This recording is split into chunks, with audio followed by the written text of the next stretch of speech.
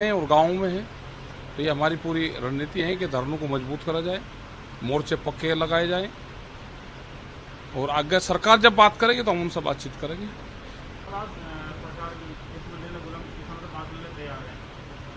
नहीं तो कहाँ वे बात कर रहे हैं, वे कंडीशनल बात करना चाहते हैं तो उस पर तो नहीं, जब सरकार बैठ के बातचीत करेगी तो होगी बगैर कंडीशन के।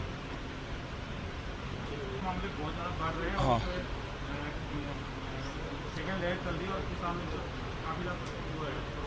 वे बंगाल में कितने मामले हैं, पूरा देश का अगर रेशो उठाया जाए तो पूरे देश में जहां जहां चुनाव है वहां पे कोरोना के मामले नहीं है।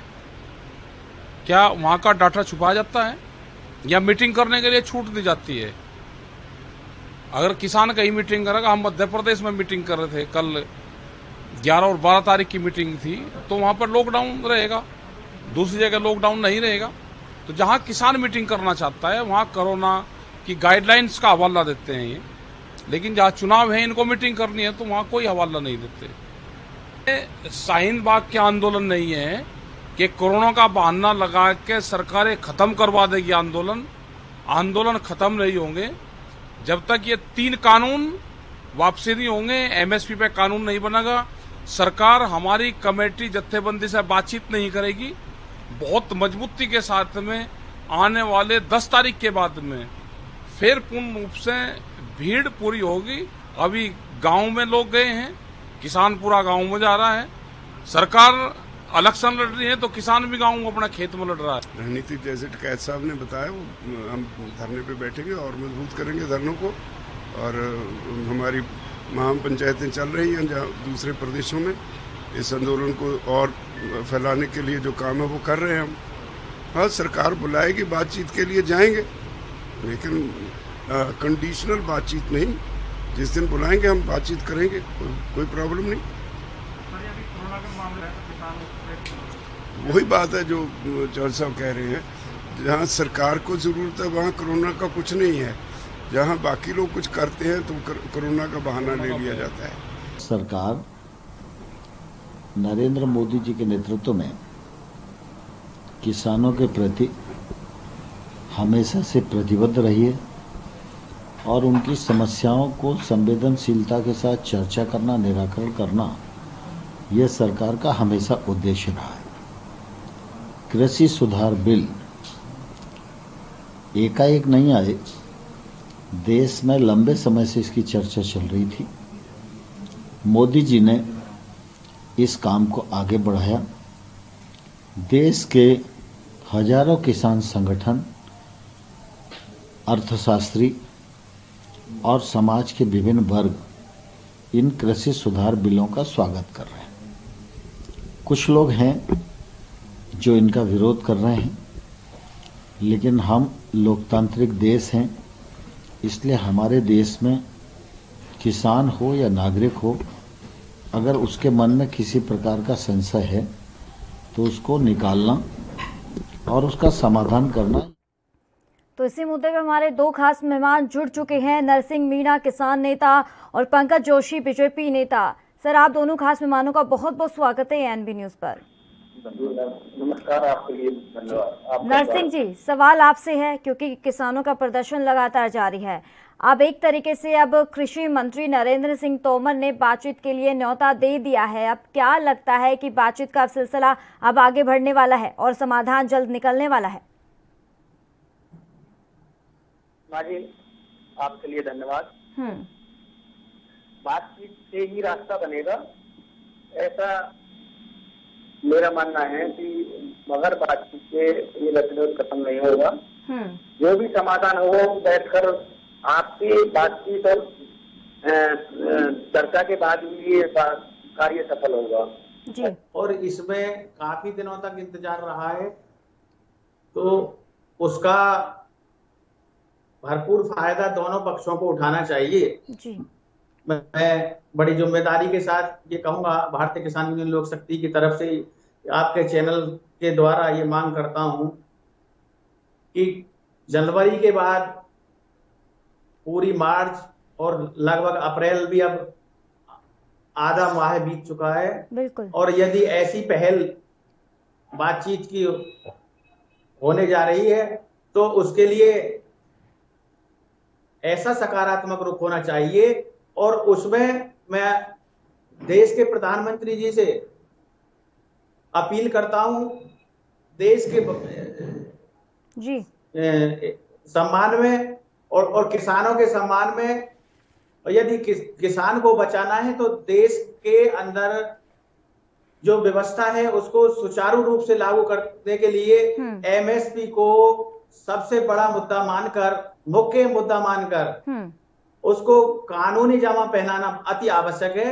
उसके बिना किसान का भला होने वाला नहीं है, ये मेरा मानना है। भारतीय किसान यूनियन लोक शक्ति आपसे पुनः कहती है, पुनः मांग करती है कि एमएसपी को गारंटी का दर्जा दिया जाना चाहिए, यानी वैधानिक दर्जा मिलकर ये समस्या हल हो सकती है। काफी हद तक इस समस्या का निदान हो जाएगा यदि एमएसपी को गारंटी कानून दिया जाए।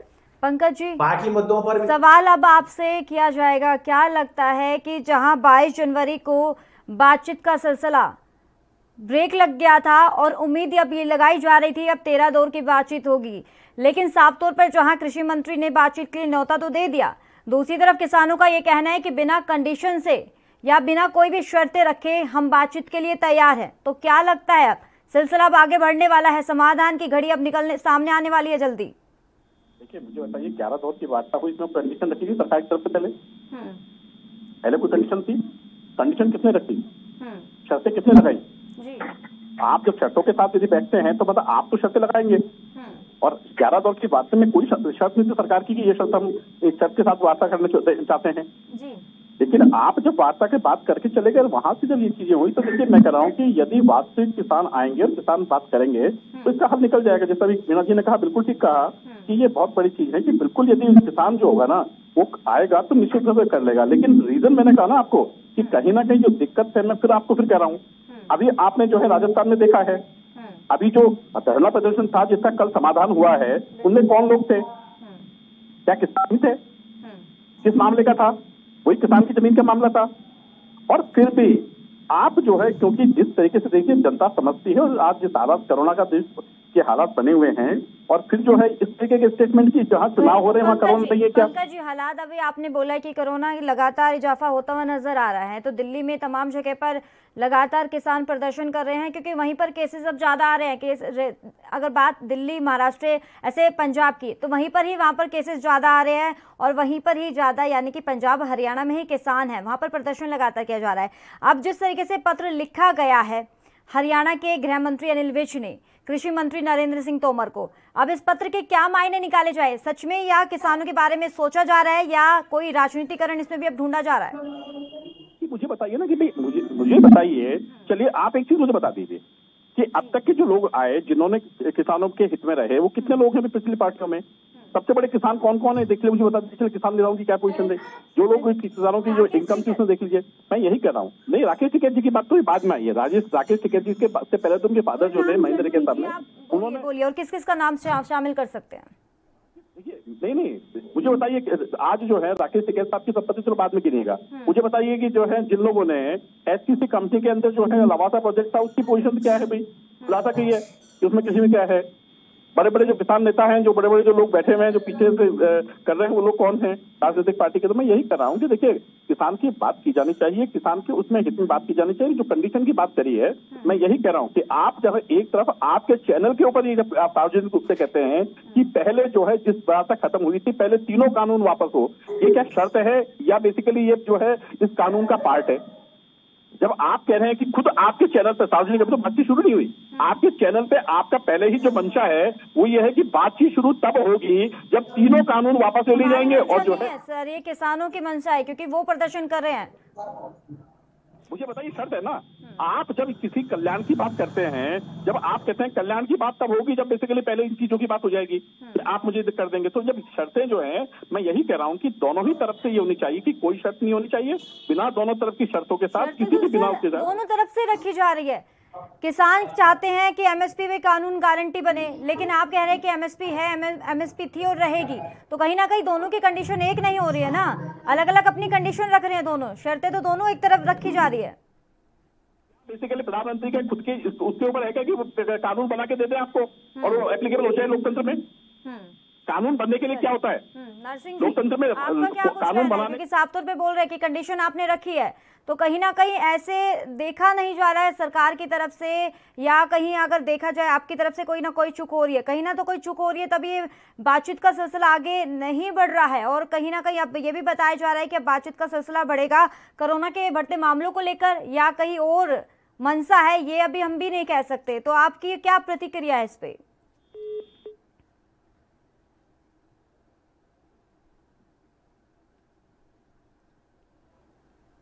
नरसिंह जी, आवाज मिल पा रही है आपको? मेरी आवाज आ रही है आपको? जी। किसानों को मेरे कहना है कि किसानों के दर्द को समझते हुए जो एमएसपी के लिए बात मैं कह रहा हूं, सरकार फसलों का रेट घोषित करती है, तो उनका मूल्य दिलाने का अधिकार भी सरकार का ही है। सरकार को ये देखना होगा कि किसानों को एमएसपी मिल रही है या नहीं मिल रही है। बड़ा दुर्भाग्य। अब देखिए उत्तर प्रदेश के अंदर और भी स्टेटों में अब 1 अप्रैल से ये रबी सीजन की खरीदारी हुई है स्टार्ट सरकार के द्वारा, पर अधिकतर देखने में ये आया है कि लगभग 1 सप्ताह बाद 8-7 तारीख तक भी कहीं खरीदारी शुरू नहीं हो पाई, और लगभग अब जाके कहीं कहीं शुरुआत हुई है। तो अभी भी अब शुरुआत में ही ये दिक्कत आने लगी कि सब हमारे पास में बारदाना खत्म हो गया है, कहीं कह रहे हैं कि ये सिलाई मशीन खराब पड़ी है, स्टॉक हुआ रखा है, इसको हम हटवा लें तब तुलाई होगी। तो ये किसान अब जिसको नरसिंह जी, एक सवाल आपसे पूछना चाहेंगे। सरकार वैसे कहीं ना कहीं आपके हित में भी रही है, क्योंकि सरकार ने जितना बड़ा कदम उठाया है कृषि कानून को लेकर, कहीं ना कहीं अभी साफ तौर पे ये भी कहा जा रहा है कई किसान इससे खुश हैं, हित में है उनके, जो बताया जा रहा है, लेकिन कोई किसान ऐसे हैं जो इस कृषि कानून को काला बता रहे हैं। तो थोड़ी कंडीशन आप भी अपनी, थोड़ी जो कंडीशन आपने रखी है कि बिना कंडीशन से हम बातचीत के लिए तैयार है, थोड़ा आप भी देख सकते हैं कि 1.5 साल का इन्होंने समय मांगा है, तो 1.5 साल आप भी इंतजार कर सकते हैं। देखो, मेरा कहना इसमें यह है कि हमारी जो भारतीय किसान यूनियन लोक शक्ति है, जिसके अध्यक्ष मास्टर शिवराज सिंह जी हैं, वो इस संयुक्त मोर्चा के लिखित में कोई मेंबर नहीं है, या किसी वार्ता में नहीं जाते, नहीं उनको शौक है किसी वार्ता के लिए, पर किसानों के हित में कुछ ना कुछ हो जाए, इसके लिए वो अपनी आवाज आपके चैनल के माध्यम से और भी कहीं जहां कहीं मौका मिलता है वो उठाते हैं। किसानों की व्यवहारिक आवाज को देखते हुए, व्यवहारिक परेशानी को देखते हुए हमारा जो धर्म बनता है उसके अनुसार हम स्वयं में भी छोटे मोटे किसान हैं, तो जो हमारे सामने समस्याएं हम उनको कह रहे हैं, हम किसी के कहने से नहीं कह रहे जी। देखने में अब मंडियों में देख लीजिए, ये गेहूं का रेट लगा के 1500, 1600, 1700 रुपए में गेहूं बिक रहा है, और सरकार का रेट है 1975 रुपए। तो बीच में कितना घाटा हो रहा है, इसका जिम्मेदार कौन होगा? जी, इन चीजों का रोना पड़ रहा है। पंकज जी, आवाज मिल पा रही है आपको? बिल्कुल बिल्कुल जी, जवाब दीजिए। नरसिंह जी कह रहे हैं कि जो घाटा हमें हो रहा है वो उसका भुगतान कौन करेगा, मुआवजा कौन देगा? नहीं, नरसिंह जी मीणा ने जो बात कही है, मैं बिल्कुल नरसिंह जी मीणा की बात का समर्थन करता हूं। मैं यही कह रहा हूं, बिल्कुल नरसिंह जी मीणा ने वो बात कही जो प्रैक्टिकल कही है, जो किसान यूनियंस नहीं कह रही हैं। मैं यही कह रहा हूं, नरसिंह जी मीणा ने कहा है कि हाँ 1975 रुपए जो है इसकी प्राइस है, और आज जो आम उपभोक्ता को, क्योंकि मैं दोनों ही तरफ से हूं, मैं किसान, मैं जो है अन्न को उत्पादन भी करता हूं और एक तरीके से कंज्यूमर भी हूं, मैं बाजार में से भी परीक्षा करता हूं।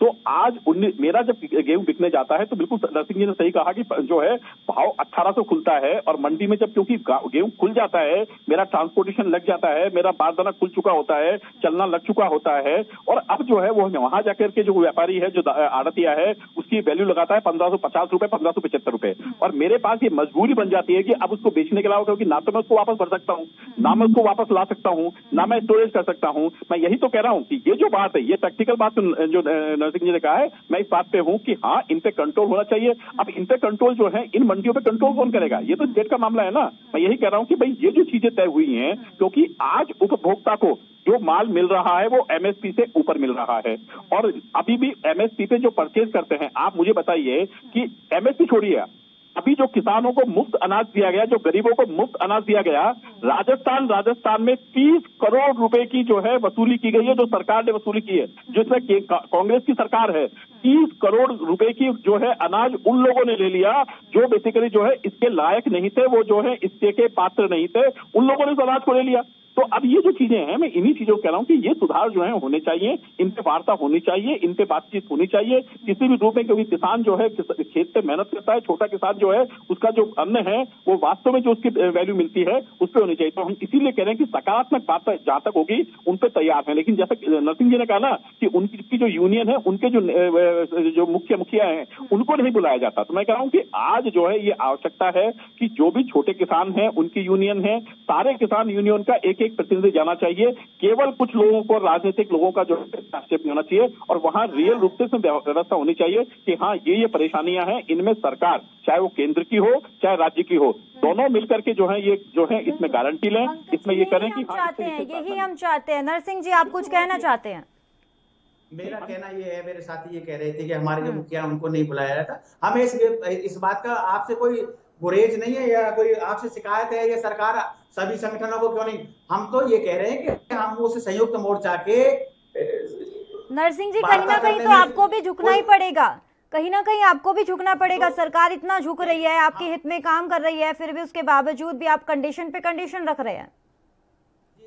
करिश्मा जी, किसान तो पहले ही बहुत झुका हुआ है, बहुत टूटा हुआ है, बहुत परेशान है, बहुत नाजुक दौर से गुजर रहा है। आज महंगाई को देख लीजिए कहाँ जा रही है, डीजल को देख लीजिए। महंगाई से आप ही नहीं जूझ रहे, पूरा देश जूझ रहा है, पूरी जनता परेशान है महंगाई से।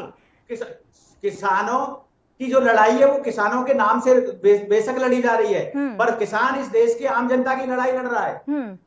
जी, ये हम कहते भी हैं बार बार कि हम उत्पादक होने के साथ साथ उपभोक्ता भी हैं। सारी फसलें, सारी वस्तुएं मेरे साथ, मेरे परिवार के उपभोग के लिए मेरे घर में सब कुछ पैदा नहीं होगा। यदि मैं अन्न पैदा कर लूंगा तो बाहर से सब्जियां खरीदूंगा, तिलहन खरीदूंगा, दूध खरीदूंगा, कहीं ना कहीं से मैं भी लाऊंगा। मेरे दूसरे साथी हैं, उनको कहीं ना कहीं से खरीदना पड़ेगा। यदि मेरे पास जो कुछ है मैं उसे बेचता हूं तो मेरा मंदा बिकता है, और मैं सामने से कुछ खरीदता हूं तो मुझे तेज मिलता है। तो ये दोनों तरफ से दोहरी मार पड़ रही है। खरीदने पर मुझे महंगा मिलेगा, बेचने पर सस्ता जाएगा जी। तो ये व्यवस्था बहुत ज्यादा गड़बड़ा रही है। इसी के लिए कानून को पक्का करना जरूरी है। पंकज जी, न्यूनतम समर्थन मूल्य, न्यूनतम समर्थन मूल्य जिसका नाम, चलिए नरसिंह जी आपके मुद्दे दोबारा आपसे बात करेंगे। पंकज जी, क्या लगता है कि अब जो बातचीत के लिए सिलसिला जो बढ़ाया गया है, कृषि मंत्री नरेंद्र सिंह तोमर के तरीके से उन्होंने कहा है कि कोरोना के मामलों में इजाफा हो रहा है और पहले से हम बातचीत के लिए तैयार थे, लेकिन जिस तरीके से अब जो दिक्कतें आ रही है कि कहीं ना कहीं अब उनको एक डर सताने लगा है कि हरियाणा में भी अब इजाफा हो सकता है। ये हरियाणा के गृह मंत्री अनिल विज ने कहा है, तो उसको लेकर तभी उन्होंने पत्र लिखा है कृषि मंत्री को। क्या लगता है कि ये कोरोना जो जिसमें बढ़ोतरी होगी, क्या किसानों के प्रदर्शन के दौरान होगी, क्या रैलियों के दौरान नहीं होती है? रैलियों के दौरान भी होती है, किसानों के दौरान भी होती है। सर आप एक बात बताइए, आपसे एक सवाल करना चाहेंगे। अगर चुनाव चल रहे हैं पश्चिम बंगाल में, अब 5वें चरण को लेकर भी अब रैलियां की जा रही हैं। अमित शाह जी बीच में आते हैं, लोगों से बातचीत करते हैं और लोगों से कहते हैं कि हमें वोट दीजिए। खुद मास्क नहीं लगाते, लोगों के बीच में कहते हैं कि कोरोना गाइडलाइंस का पालन कीजिए। क्या बीजेपी नेताओं के बीच में, कोई ऐसे बड़े दिग्गज नेताओं के बीच में कोरोना नहीं फैलता? ये सिर्फ आम जनता के लिए ही कोरोना गाइडलाइंस है। मैडम दो बड़ी चीजें, मैं आपको फिर एक चीज कह रहा हूँ। देखिए आज भी जो है, आप मुझे बताइए कि जो भी रैलियां हो रही हैं, जो भी चीजें हो रही हैं, वो कोरोना गाइडलाइंस के लिए फिक्स है बाकायदा। क्योंकि देखिए इस टाइम पर चुनाव आयोग की जो विचार है उसके ऊपर है, और चुनाव आयोग के पास इतनी शक्तियां हैं कि वो चाहे ना मास्क तो लगा सकते हैं। अब आपने मुझे कहा है तो मैं इसको सच नहीं मान लूं या ये मान लूं, लेकिन मैं कह रहा हूं आपको कि पूरे इस चीजों की लोकतंत्र के अंदर बाकायदा इन चीजों की यदि आप देखेंगे तो 2014 की सरकार के अंदर सरकार से और विपक्षी पार्टियों से केस दर्ज नहीं हुए, जनता में से दर्ज हुए, और जनता में से चाहे वो कोई से भी घोटाले हों, उन घोटालों की जो है परिणति कहां तक गई आपने देखा। आपको सारा जो ब्लेम करना है आम जनता पे ही करना है। मैडम मैं कह रहा हूँ आपको राजस्थान में क्या हो रहा है बताइए मुझे। 4000 से अधिक केस आ चुके हैं पश्चिम बंगाल में, आप कह रहे हैं कि जनता ही अमल करेगी इस बातचीत को। ये बताइए महाराष्ट्र में चुनाव है क्या मैडम? भारत में चुनाव नहीं है ना, और महाराष्ट्र ने पहली लहर भी सबसे ज्यादा देखी और सेकंड लहर भी सबसे ज्यादा देख रही है। तो मैं ये कह रहा हूँ कि केवल ये कह देना कि भाई इन चीजों के कारण हम भी नहीं कर रहे हैं तो वो गलत है। ठीक है, तो आपको कहीं ना कहीं सर विपक्ष पार्टी पे ही थोपना है, आम जनता पे थोपना है। चलिए नरसिंह जी, आपका क्या कुछ कहना है? क्या जाफा हो रहा है कोरोना का, जिस तरीके से इसी को लेकर अब मायने ये लगाए जा रहे हैं कि अब आने वाले समय में हरियाणा में कोरोना के मामलों में इजाफा हो सकता है, वो किसानों के प्रदर्शन के दौरान। नरसिंह जी, पिछले वर्ष आपके ये बीमारी का चला हुआ है और फिर कहते हुए दुख भी होता है कि सरकार ने कोरोना में ये कानून बनाया, कोई आवश्यकता नहीं थी। यदि सरकार बाकी चीजों को जैसे चला रही थी इसको भी ऐसे चलना था। पहले कोरोना से अगर लड़ रहे थे तो कोरोना के इंतजाम होने चाहिए थे। एक साल बीत जाने के बाद भी आज भी हमारे देश की लिए जो वैक्सीन है वो नहीं हो पाई है और बड़े दुख के साथ कहना पड़ रहा है कि बाहर के विदेशों को सप्लाई पहले दे दी और देश में कोरोना की वैक्सीनेशन पूरा नहीं करा पाए सरकार हमारी। दूसरे संसाधनों में अभी भी अभाव है, अस्पतालों में व्यवस्थाएं नहीं है। हम देखते हैं कि छत्तीसगढ़ के ऐसे जो दुर्ग है और कई जगह के ऐसे हालात दिखाए जा रहे हैं, स्थिति बद से बदतर हो रही है।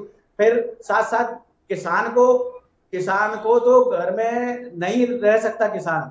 पिछले वर्ष भी उन्होंने भरपूर अपना परिश्रम करके सारा देश अंदर शटडाउन लॉकडाउन रहा और देश के अन्नदाता ने धूप में परेशानी में कोरोना में बीमारी में अपनी भरपूर मेहनत से अन्न उगा करके देश की अर्थव्यवस्था को पटरी पर लाने का भरसक प्रयास किया। भरपूर भंडार करें और यदि उसका फल उसे नहीं जरा सा भी नहीं मिलता है तो इससे बड़ा दुर्भाग्य और क्या होगा। ऐसे ही अब फसल का समय चल रहा है, कोरोना बढ़ रहा है, तो बगैर कोरोना की परवाह करते हुए, बगैर धूल मिट्टी की और उसकी परवाह करते हुए किसान अपने काम पर लगा हुआ है। मीडिया भी आपसे यही करना चाहती है क्योंकि कोरोना महामारी है, वो हर एक लोगों को ये नहीं देखती कि कौन है, धर्म जाति कुछ नहीं देखती, ये बस अपने चपेट में ले लेती है। हम भी यही अपील आपसे करते हैं कि मास्क लगाइए, थोड़ा सोशल डिस्टेंसिंग का भी पालन कीजिए। जी बिल्कुल, आपका कहना सही है, पर किसान जितना भी है वो जंगल में खुले में काम कर रहा है अपना, उसकी तो सोशल डिस्टेंसिंग खुद ही बनी हुई है। वो खेत की दूरी पर ही काम करता है, उसके पास इतनी भीड़ है ही नहीं।